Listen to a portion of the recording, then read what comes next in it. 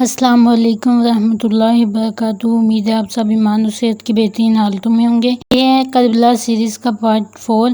اگر آپ نے پہلے پارٹ نہیں دیکھے تو ان کا لنک ڈسکرپشن میں موجود ہے، وہاں سے جا کے دیکھ سکتے۔ ابن زیاد نے حکم دیا کہ اگلا حکم تک بچوں کو جیل میں بند کر دیا جائے اور ان پر سخت نظر رکھی جائے۔ جیل کے داروغہ کے حوالے دونوں بچوں کو کر دیا گیا۔ جیل کا داروغہ انتہائی شریف آدمی تھا اور ایک سچا عاشق رسول تھا۔ اس نے انتہائی عقیدت اور محبت کے ساتھ شہزادوں کو خوش آمدید کہا اور رات بھر ان کی خدمت میں مشغول رہا۔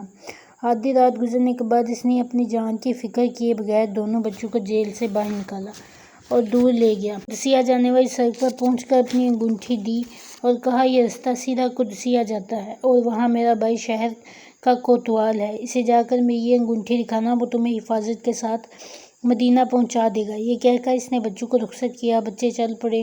تھوڑی دور گئے، تھک گئے، اب چلنے کی طاقت بھی نہ رہی۔ کچھ دور جا کر پھر راستہ بھول گئے۔ پھر رات کی وہی خوفناک تاریکی، تو روتے روتے آنکھیں بھی خشک ہو گئیں۔ ادھر صبح ہوئی تو کیا دیکھتے ہیں کہ رات جہاں سے چلے تھے پھر اسی جگہ موجود ہیں۔ صبح ہوئی، سورج طلوع ہوا، ہر طرف لوگوں کا آنا جانا شروع ہوا تو کل کی گرفتاری یاد آ گئی۔ بچے بے قرار ہو گئے، اب چھپنے کے لیے کوئی جگہ تلاش کر رہے تھے۔ حیرانی اور مایوسی کے عالم میں دونوں بھائی بڑی حسرت سے ایک دوسرے کا منہ دیکھنے لگے۔ کچھ سمجھ میں نہیں آ رہا تھا کہ کہاں جائیں اور کیا کریں۔ تھوڑی ہی دور ایک چشمہ بہہ رہا تھا۔ بڑے بھائی نے چھوٹے سے کہا، اگر خدا تعالیٰ کی طرف سے ہمارا آخری وقت آ گیا ہے تو ٹل نہیں سکتا، چلو وضو کر کے نماز ادا کر لیں۔ چشمے کے قریب پہنچے تو ایک درخت نظر آیا۔ قریب ہوئے تو کیا دیکھتے ہیں، درخت میں کچھ جگہ ہے۔ سوچا کہ اس میں چھپ جاتے ہیں اور دن گزار کر پھر چل پڑیں گے۔ چنانچہ دونوں بھائی اس درخت کی کھوٹ میں چھپ گئے۔ جب شام کا وقت ہوا تو کوفہ سے پانی بھرنے کے لیے ایک لونڈی اس چشمے پر آئی۔ جب پانی بھرنے کے لیے برتن کو پانی کی طرف نیچے کیا تو دیکھتی ہے اسے پانی میں کچھ سائے نظر آئے۔ جب پلٹ کر دیکھا تو دو ننھے بچے درخت میں چھاؤں میں بیٹھے ہوئے تھے۔ لونڈی نے حیرانی کے عالم میں پوچھا، اے بچوں، تم کون ہو، کہاں سے آئے ہو؟ تو بچے ڈر گئے کہ کہیں دشمن تو نہیں، خوف سے کانپنے لگے۔ لونڈی نے تسلی دیتے ہوئے کہا، بچوں گھبراؤ نہیں، میں دشمن نہیں، تمہارے گھر کی خدمت گزار ہوں۔ سچ بتاؤ، کیا تم ہی امام مسلم کے یتیم ہو؟ یتیم کا لفظ سن کر بچے رونے لگے۔ لونڈی سمجھ گئی کہ واقعی یہ اہل بیت کے چشم و چراغ ہیں اور مسلم کے لہتے جگر ہیں۔ لونڈی کہنے لگی، بچوں نیچے اتر آؤ، میرے ساتھ چلو۔ بچے اس کے بہت اصرار کرنے پر درخت کی کھوج سے باہر نکلے۔ ہمدرد سمجھ کر اپنا سارا حال بیان کیا۔ لونڈی نے بچوں کے آنسو پونچھے، منہ دلایا اور دلاسا دیتے ہوئے اپنی مالکہ کے گھر لے آئی۔ اس کی مالکہ بھی خاندان اہل بیت سے دل میں عقیدت رکھنے والی تھی۔ دونوں بچوں کو اپنی مالکہ کے سامنے پیش کرتے ہوئے بتانے لگی کہ یہ امام مسلم کے بیٹے ہیں۔ خاندان اہل بیت کے دونوں لال خوف کے مارے درخت کی کھوج میں چھپے بیٹھے تھے۔ جب مالکہ نے ماجرا سنا تو تڑپ اٹھی، پیار سے بچوں کو گود میں لیا، کھانا کھلایا اور ایک محفوظ کمرے میں بستر بچھا دیا۔ بچوں یہاں سو جاؤ، گھبراؤ نہیں، اس گھر کو اپنا گھر سمجھو۔ مجھے تو اپنی قسمت پر ناز ہے کہ میرے اس ٹوٹے مکان میں دونوں جہانوں کی دولت آ گئی۔ بچوں، جہاں تک ہو سکا میں تمہاری پوری خدمت کروں گی۔ ادھر امام مسلم کے یتیموں کی تلاش میں وہ لوگ گلی گلی پھر رہے تھے۔ آدھی رات کا وقت ہوا تو گھر کی مالکہ کا شوہر حارث گھر آیا۔ جب اس نے حالت دیکھی کہ کہیں دور سے تھکا ماندہ آیا تو بیوی نے پوچھا، کیا وجہ ہے، اتنا پریشان کیوں ہے؟ حارث نے جواب دیا، شاید تجھے علم نہیں کہ مسلم کے ساتھ اس کے 2 بچے آئے تھے۔ کچھ دن ہو گئے ہیں ان کی تلاش میں مارا پھر رہا ہوں، مگر ابھی کہیں ان کا سراغ نہیں مل رہا۔ حارث کی بیوی کہنے لگی، ارے ظالم، ٹھنڈے دل سے سوچ، آلے رسول کا خون ناحق بہا کر اپنی آخرت تباہ نہ کر۔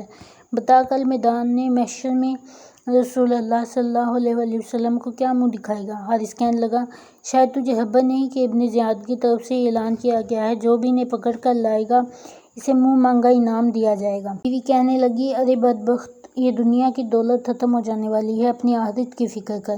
حارث کہنے لگا، مجھے نصیحت کی ضرورت نہیں، خاموش ہو جا۔ مگر بیوی کا دل دھڑک رہا تھا، ایسا نہ ہو کہیں بچوں کے متعلق اس کو خبر ہو جائے۔ جلدی سے آٹا گوندھ کر اپنے خاوند کے لیے روٹی پکائی، اسے کھانا کھلا کر بستر بچھا دیا اور کہا، یہاں سو جا۔ ادھر بیوی کے دل میں رہ کر بار بار خیال آ رہا تھا کہ اگر ان بچوں کو کچھ ہو گیا تو قیامت کے دن سیدہ کو کیا منہ دکھاؤں گی؟ دنیا قیامت تک مجھ پر لعنت بھیجے گی۔ میں نے نبی کے صاحبزادوں کے ساتھ درگاہ کی۔ یا اللہ مجھے اپنے محبوب کے عاشقوں میں ثابت قدم رکھ۔ ادھر دونوں بچے ایک دوسرے کے گلے میں باہیں ڈال کر سوئے ہوئے تھے کہ اچانک خواب آئی اور باپ کو دیکھا تو چھوٹے بچے کی چیخ نکل گئی۔ اس دردناک چیخ سے حارث کی آنکھ کھل گئی۔ ظالم نے بیوی کو جگا کر پوچھا، بچے کی رونے کی آواز کہاں سے آ رہی ہے؟ اس نے ٹالتے ہوئے جواب دیا، سو جا ظالم، کہیں پڑوسی کے کوئی بچہ رو رہا ہوگا۔ مگر اس نے غضب میں آ کر پڑوسی سے نہیں بلکہ گھر میں ہی آواز آ رہی ہے۔ مجھے تو وہی مسلم کے بچے معلوم ہوتے ہیں جن کی تلاش میں میں گلی کوچوں میں پھر رہا ہوں۔ یہ کہتے ہوئے اٹھا، اس نے کوٹری کے پاس جا کر کھڑا ہو گیا، تالا توڑ کر دروازہ کھولا، اندر داخل ہو گیا۔ کیا کرہت لہجے میں دریافت کیا، تم کون ہو؟ بچے سہم گئے، چونکہ وہ اس گھر کو اپنے لیے دارالامان سمجھتے تھے۔ اس نے فوراً بتا دیا کہ امام مسلم کے یتیم بچے ہیں۔ یہ سن کر ظالم غصے سے پاگل ہو گیا اور آگے بڑھا اور نہایت بے رحمی کے ساتھ ان بچوں کے رخسار مبارک پر تماچے مارنے لگا۔ اس یتیم بچوں پر کوئی ترس نہ آیا۔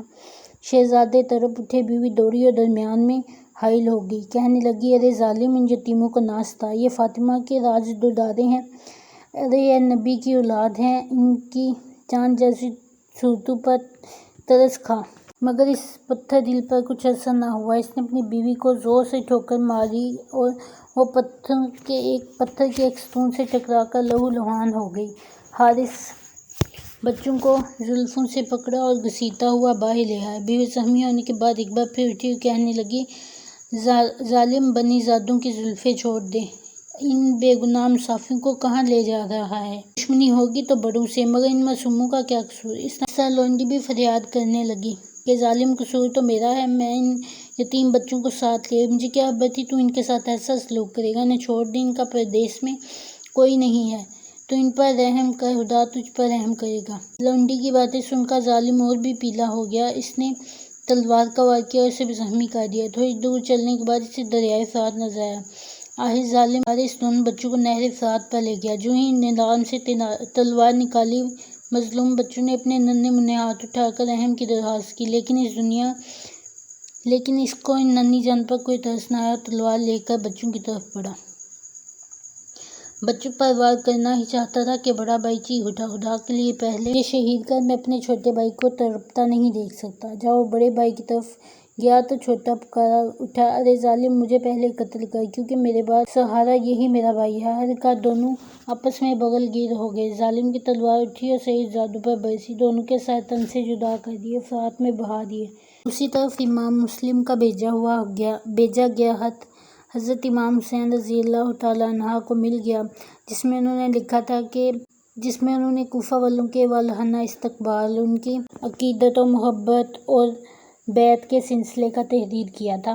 خط امام علی مقام کو موصول ہوا، آپ نے فوراً تیاری کی اور بجانب کوفہ چل پڑے۔ اہل بیت کا یہ مقدس قافلہ بڑی ہی عاجزی، انکساری اور صبر و تحمل کے ساتھ آہستہ آہستہ منزل طے کرتا ہوا اپنی منزل کی طرف جا رہا تھا، یہاں تک کہ قافلہ صفا کے مقام پر پہنچا۔ یہاں فرزوق شاعر سے ملاقات ہوئی۔ آپ نے فرزوق سے کوفہ والوں کے حالات دریافت کیے۔ فرزوق کہنے لگا، حضور کوفہ نہ جائیں، کوفہ والے مخلص نہیں۔ جب فرزوق سے سنا تو آپ نے فرمایا، جو کچھ بھی ہے میں اب آ گیا ہوں، میں واپس نہیں جاؤں گا۔ قافلہ پھر کوفہ کی طرف چل پڑا۔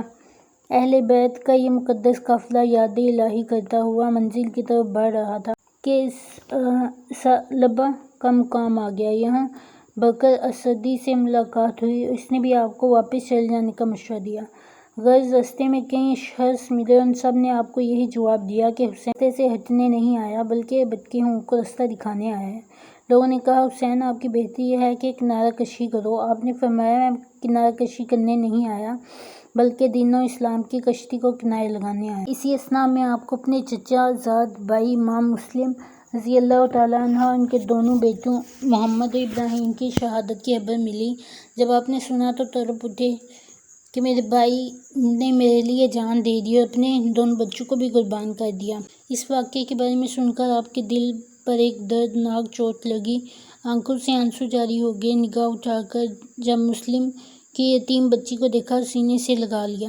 بچی نے عرض کی، چچا جان، آپ روتے کیوں ہیں؟ امام علی مقام نے فرمایا، بیٹی، آج سے تم مجھے چچا نہیں بلکہ باپ کہہ کر پکارو گی۔ بچی سمجھدار تھی، پوچھنے لگی، چچا جان، بے شک آپ میرے باپ کے بھائی، میرے لیے باپ کی جگہ ہیں، لیکن کیا میرے ابا جان مجھ سے جدا ہو گئے ہیں؟ آپ نے روتے ہوئے اس بچی کو اپنے ساتھ لگایا اور فرمایا، صبر کرو، مجھے بھی خبر ملی ہے کہ ظالموں نے تمہارے باپ کو شہید کر دیا۔ بچی یہ سن کر رونے لگی۔ امام علی مقام نے دلاسا دیا، عرض کیا، چچا جان میرے بھائی؟ فرمایا، بیٹا انہیں بھی ظالموں نے شہید کر دیا۔ جب یہ سنا تو درد کی ماری اپنے باپ اور بھائیوں سے جدا اکیلی رہنے والی یتیم بچی بے ہوش ہو گئی۔ جب ہوش آیا تو امام علی مقام نے فرمایا، بیٹی صبر کرو، اللہ تعالیٰ کو ایسے ہی منظور تھا، اللہ تعالیٰ کی رضا قبول کرو اور ہمارا یہی کام ہے۔ اس کے بعد قافلہ پھر روانہ ہوا اور چنانچہ 6 محرم الحرام کو اہل بیت کا قافلہ امام حسین کی قیادت میں میدان کربلا میں پہنچا اور خیمے لگا دیے۔ 7 محرم الحرام کو اہل بیت پر پانی بند کر دیا گیا۔ راستے کی کٹھن منزل اور سفر، بھوک اور پیاس کی شدت کے باوجود ان سب چیزوں کے پھر بھی زبان پر کلمہ شکر تھا۔ اہل بیت کے خیموں میں تلاوت قرآن جاری تھا اور دلوں میں رضائے خداوندی پر اطمینان، اور سب کچھ زبان پر یہی تھا کہ مولا جیسے تیری رضا ویسے ہماری رضا۔ اور پھر وقت آ گیا کہ محرم کی 9 تاریخ گزر گئی اور 10ویں رات آ گئی۔ حالات کے پیش نظر امام علی مقام خیموں میں تشریف لائے۔ آپ نے تمام خیموں والوں کو مخاطب کر کے فرمایا، غور سے سن لو، اب موت بالکل یقینی ہے۔ جو کچھ صبح ہونے والا ہے میں جانتا ہوں۔ تمہاری جانساری اور وفاداری کا شکریہ، لہٰذا میں تم سب کو بخوشی اجازت دیتا ہوں کہ تم اپنی قیمتی جانیں بچا لو اور تم جہاں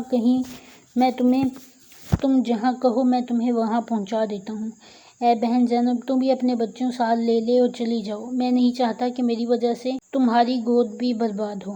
اے شہروانو، تم بھی اپنے بچے لے لو اور چلی جاؤ۔ اے میرے وفادار ساتھیو، سن لو، اب حسین کے پاس سوائے موت کے اور کچھ نہیں۔ یزید کے ساتھ جھگڑا ہے تو میرا، وہ بیعت مانگتا ہے تو میری، قصور ہے تو میرا، وقت آ گیا ہے، میری طرف سے تم سب کو اجازت ہے کہ صبح ہونے سے پہلے یہاں سے کوچ کر جاؤ۔ امام علی مقام کی یہ سن کر تمام احباب اور اہل رسول نے بیک وقت کہا، قبلہ یہ ہرگز نہیں ہو سکتا کہ آپ کو دشمنوں کے ہجوم میں اکیلے چھوڑ کر ہم چلے جائیں۔ یا امام یہ جان تو دے دیں گے لیکن آپ کا ساتھ نہیں چھوڑیں گے۔ اگر آج ہم امام برحق کا ساتھ چھوڑ کر میدان کربلا سے چلے جاتے ہیں تو کل قیامت کے دن اللہ تعالیٰ اور اس کے رسول اللہ صلی اللہ علیہ وسلم کو کیا منہ دکھائیں گے اور دنیا والوں کو کیا جواب دیں گے؟ جب امام نے اپنے ساتھیوں کے پختہ ارادے کو جانا تو آپ نے رفقا اور اہل بیت کو حکم دیا کہ تمام ساتھی عبادت خداوندی میں مشغول ہو جائیں۔ چنانچہ عشاء کی نماز کے بعد سیدنا امام حسین اور ان کے دیگر ساتھیوں نے نہایت عاجزی اور پورے خلوص کے ساتھ عبادت خداوندی میں مشغول ہو گئے۔ سننے والے کہتے ہیں کہ ساری رات اہل رسول کے خیموں سے تلاوت قرآن کی آواز آتی رہی۔ جب تہجد کا وقت ہوا تو ابن علی اٹھے اور نوافل ادا کیے۔ میرے امام نے نوافل پڑھنے کے بعد آسمان کی طرف نظر اٹھائے، بارگاہ خداوندی میں عرض کی، یا اللہ حسین کی لاج رکھنا، یا اللہ مجھے استقامت عطا فرمانا۔ اور پھر امام حسین نے دیکھا کہ نانا جان بھی دعا مانگ رہے ہیں کہ اللہ میرے حسین کو صبر عطا فرما۔ پھر وہ وقت بھی آ گیا کہ 10ویں محرم جمعہ طلوع فجر کا وقت ہوا۔ حضرت امام علی مقام نے حکم دیا اور شہزادہ علی اکبر نے اذان پڑھی اور حضرت امام حسین نے کربلا کے میدان میں اپنے ساتھیوں کو نماز پڑھائی۔ نماز سے فارغ ہوئے، جنگ کا نعرہ بجنے ہی والا تھا۔ یزیدی فوجوں میں 30,000 مسلح لشکر صفیں باندھے اپنی تلوار اور نیزے حرکت میں لا چکے تھے۔ ادھر لشکر، ادھر سپاہی۔ حسین میں صرف 72 آدمی پر مشتمل ایک قلیل سی جماعت، جن میں 32 سوار اور 40 پیدل تھے، اور علم سیدنا عباس رضی اللہ تعالیٰ عنہ کے ہاتھ میں تھا۔ امام علی مقام نے دشمن کو آگے بڑھتے ہوئے دیکھا تو آپ سمجھ گئے کہ اب نانا کی حدیث پورا ہونے کا وقت آ گیا ہے۔ مدینہ کی طرف منہ کر کے عرض کی، یا اللہ اب حسین کا امتحان شروع ہونے والا ہے، نگاہ کرم فرمانا، اللہ تعالیٰ مجھے اس امتحان میں کامیابی عطا فرمائے۔ لشکر یزید کی طرف سے جنگ کا نعرہ بجا دیا گیا۔ اب امام علی مقام نے تمام کوفیوں کو مخاطب کر کے ایک خطبہ دیا۔ میدان کربلا میں خطبہ امام۔ فرمایا، اے کوفیو، کیا تم مجھے نہیں جانتے میں کون ہوں؟ میں کس کا نواسہ ہوں؟ میں کس کا لخت جگر ہوں؟ کس کا نور نظر ہوں؟ سنو اور غور سے سنو۔ کیا تم واقعی اپنے آپ کو مسلمان کہلاتے ہو؟ تو جس نبی کا کلمہ پڑھ کے تم مسلمان بنے ہو، میں اس نبی کا نواسا ہوں، میں اس رسول کا نواسا ہوں جس نے میرے لیے خطبہ چھوڑا، جس نے مجھے اپنے کندھوں پر سوار کیا، جس نے فرمایا کہ حسین مجھ سے ہے، جس نے فرمایا کہ حسین جنتی نوجوانوں کا سردار ہے، جو مجھے روتا دیکھتے تو پریشان ہو جاتے ہو۔ میں اس علی کا تخت جگر ہوں جس کے پیچھے تم نماز پڑھتے ہو، اور میں اس سیدہ فاطمہ کا نور نظر ہوں جس کو نبی صلی اللہ علیہ وسلم نے اپنے دل کا ٹکڑا کہا۔ کیا ہماری شان قرآن مجید میں بیان نہیں کی؟ کیا آیت طہیر ہمارے حق میں نازل نہیں ہوئی؟ ہمارا گھر وہ گھر جس میں قرآن نازل ہوتا رہا، جبرائیل ہمارا جھولا جھولتے رہے۔ فرمایا، اے بدبخت و بے وفا کوفیوں، بتاؤ کیا تم نے مجھے خط نہیں لکھے؟ کیا تم نے میرے پاس قاصد نہیں بھیجے کہ حسین جلدی تشریف لے آؤ؟ اب میں آ گیا ہوں تو میرے ہی خون کے پیاسے بنے ہو گئے ہو۔ ظالموں، غور سے سن لو، میں یہاں لڑنے کے لیے نہیں آیا، دنیا کے مال کے لیے نہیں آیا، اقتدار کے لیے نہیں آیا، بلکہ دنیا والوں کو نظام قرآن سمجھانے آیا ہوں اور جنت کی راہ دکھانے آیا ہوں۔ اس لیے ابھی وقت ہے اپنے دلوں سے اہل بیت کی دشمنی کا زنگ اتار کر اپنی آنکھوں سے غفلت و جہالت کے پردے ہٹا کر دیکھو اور سوچو کہ تم کس کی جان کے در پہ ہو۔ بتاؤ کل قیامت کے دن ہمارے اس خون ناحق کا تمہارے پاس کیا جواب ہوگا؟ سیدنا امام حسین رضی اللہ تعالیٰ عنہ کی یہ تقریر سن کر اگر کوئی پتھر دل بھی ہوتا تو سمجھ جاتا، مگر ان ظالموں پر کچھ اثر نہ ہوا۔ لیکن ان بد نصیبوں میں ایک خوش نصیب حضرت خضر تھے جو ساری حقیقت جان چکے تھے، فوراً امام علی مقام کے قدموں میں حاضر ہو گئے۔ آج کے لیے اتنا ہی کافی ہے۔ امید ہے آپ کو یہ ویڈیو اچھی لگی ہوگی۔ انشاءاللہ باقی ہم اس سے آگے آنے والے پارٹس میں دیکھیں گے اس واقعے کو، اور اگر آپ کو آج کی ویڈیو اچھی لگی ہے تو اس کو زیادہ سے زیادہ شیئر کریں، لائک کریں، چینل کو سبسکرائب کریں۔ مجھے اور میری فیملی کو دعاؤں میں یاد رکھیے گا۔ فی امان اللہ۔ السلام علیکم ورحمۃ اللہ وبرکاتہ۔